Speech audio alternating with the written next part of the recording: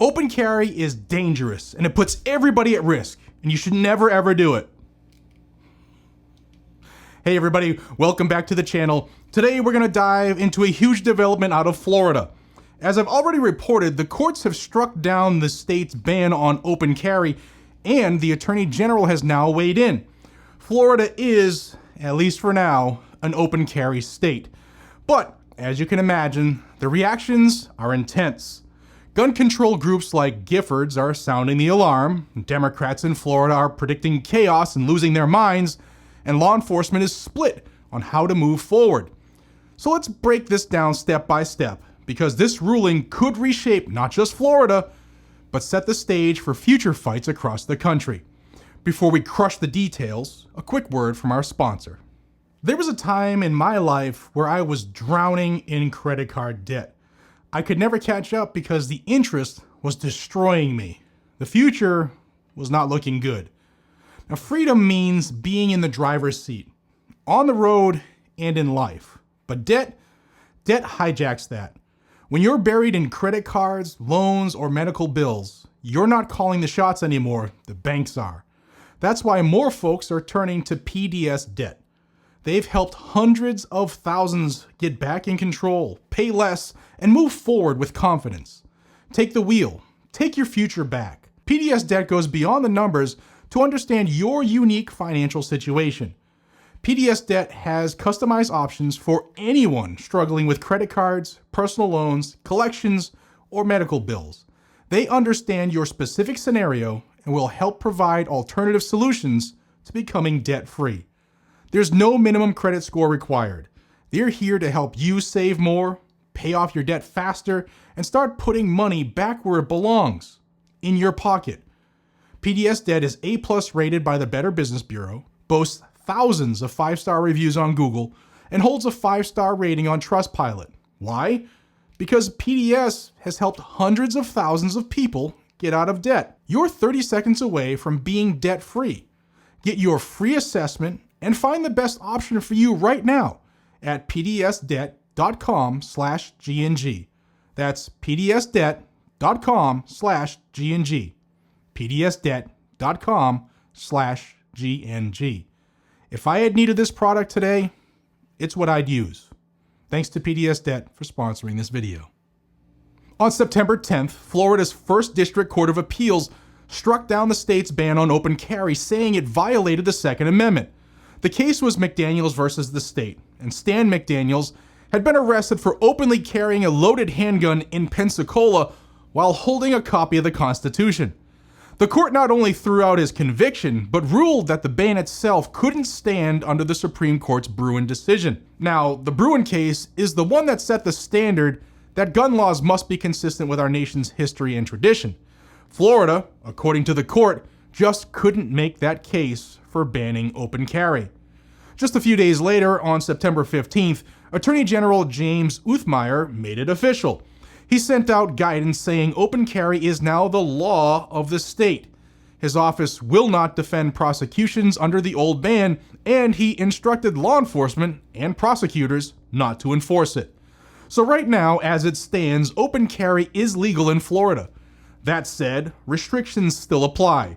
You still can't carry in schools, courthouses, or bars, and of course, private property owners can still ban firearms from their property if they so choose. Now let's talk about the reactions here, because they've been explosive, which is kind of why I said the opening tongue-in-cheek. The gun control group Giffords put out a warning, calling open carry a threat to the safety of all Floridians. In fact, they have said that about every single state that has either passed open carry laws or overturned bans for Lord knows how long, even though 41 of the 50 states are open carry states. Giffords argues that visible firearms intimidate the public. They say they make everyday arguments more dangerous and create confusion for police officers trying to figure out who's a threat and who isn't. In the words of Giffords, this ruling could quickly turn ordinary situations into deadly ones. But it hasn't happened in the other 40 states, and it won't happen in Florida either. Now, Florida Democrats echoed that sentiment. Nikki Fried and others blasted the decision, saying it makes Floridians less safe and puts law enforcement in an impossible position. They've painted a picture of doom and gloom, warning us that this will create chaos until the higher courts settle the issue. But on the other side, the Attorney General is standing firm.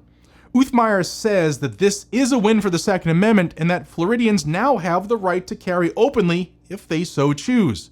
He made it crystal clear that the ruling is binding and his office won't defend the old law in court. Still, not everyone in law enforcement is jumping on board, as you can imagine. Some sheriffs have said the ruling only applies in their appellate district, and they're holding off until the appeals process runs its course. So depending on where you are in Florida, enforcement might look a little different. And if you do get jammed up for it, even after the Attorney General said it's the law of the state, be sure to sue them and reach out to your local gun groups. Now, supporters of open carry say this is about restoring constitutional rights. The Second Amendment says the right to keep and bear arms, and they argue that means carrying both openly and concealed. Now, they also say that open carry deters crime, normalizes responsible gun ownership, and brings Florida in line with the majority of the states that already allow it. Critics, though, see danger. They worry about conflicts escalating when guns are visible, about intimidation at public protests, and about officers having to make split-second decisions when multiple people are openly armed. They say this ruling makes communities less safe and puts unnecessary stress on law enforcement. Both sides agree on one thing, though. This is a dramatic shift, and it changes how everyday life in Florida looks. First, expect more legal challenges. This case could make its way to the Florida Supreme Court and maybe even the U.S. Supreme Court down the road. Second, watch how the Florida legislature responds. Lawmakers may try to clarify what open carry looks like or try to put new restrictions in place that fit within the court's ruling. Remember, the Florida legislature is chock full of anti-2A rhinos. Third, the big unknown, how Floridians themselves will react. Will people start open carrying everywhere, or will most gun owners stick to concealed carry like before? And will the fears of opponents actually play out in crime statistics? No. Or will it end up being a non-issue in daily life, like it is in the other 40 states? And finally, private property rights are still a thing. Businesses, theme parks, and stores can still ban firearms on their property, and how they handle open carry could spark its own set of controversies. So here's the bottom line on this: is Florida's open carry ban has been struck down. The Attorney General says it's the law of the state, but opponents are warning of chaos, confusion, and danger. Supporters call it a long overdue restoration of Second Amendment rights. Now, this isn't over. The courts, the legislature, law enforcement, and the public will all shape what open carry really looks like in Florida going forward. Now, ultimately, the debate here between open carry and concealed carry of handguns centers on visibility, strategy, and public perception. Open carry is often praised by supporters for its deterrent effect. The idea is simple. Criminals will think twice if they see an armed citizen, and it normalizes firearm ownership by making it a visible part in everyday life. And advocates also argue that open carry is more practical, offering comfort and faster access to a weapon when needed. However, critics warn that openly armed citizens, could be targeted first during a crime, and that the sight of firearms in public may cause alarm or trigger unnecessary police calls. They also say that carrying openly sacrifices the element of surprise in a defensive situation. All solid points. But concealed carry, on the other hand, involves carrying a handgun hidden from view, typically under clothing, and supporters argue that this method preserves the element of surprise, since criminals don't know who's armed, giving the carrier a tactical advantage. And concealed carry also tends to reduce public panic and helps carriers avoid being singled out as targets. Yet, it comes with its own drawbacks. Concealment means the deterrent effect is lost, and carrying this way can be less comfortable. Many of us have tried both, and if it's 97 degrees and 100% humidity, sometimes having a t-shirt and having open carry an option is more comfortable. Although sometimes concealed carry can be harder to access quickly if you don't train, and more legally complicated depending on your state. Now, at the core, the debate reflects two different philosophies of self-defense and Second Amendment expression. Proponents of open carry emphasize empowerment, deterrence, and normalization of gun rights, while advocates for concealed carry stress discretion, tactical advantage, and reduced conflict in public settings. What do you think? Will this make Florida safer or more dangerous? And where do you fall in the open versus concealed carry debate?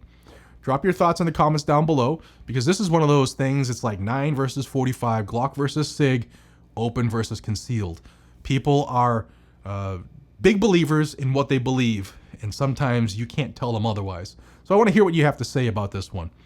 If you want the facts about what's actually happening with our right to keep and bear arms, hit the subscribe button, ring the bell icon, and share this video with others who need to hear it. Thanks for watching. Stay safe, stay armed, and stay free. I'll see you all in the next one. Take care.